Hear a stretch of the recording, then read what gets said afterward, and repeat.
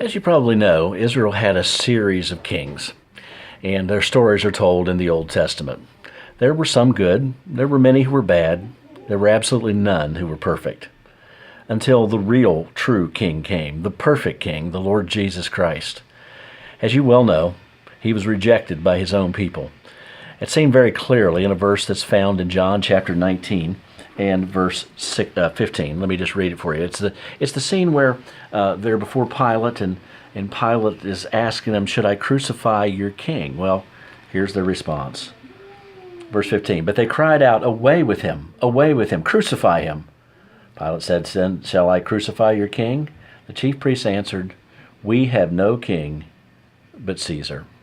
Well, that statement just absolutely drips with irony, because the last person they had any allegiance to was Caesar.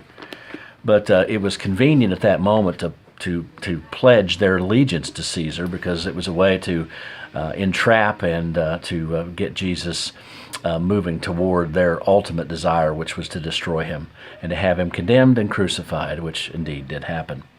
Well, that's what happened then, but we know that's not the end of the story. There is the resurrection, the ascension, that Jesus is now seated at the right hand of God.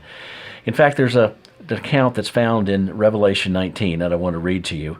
And it's that the greater description is the return of the Lord Jesus in his glory. And there's this description we find in Revelation 19 and verse 16, and there we read, "And he has on his robe and on his thigh a name written, King of Kings and Lord of Lords."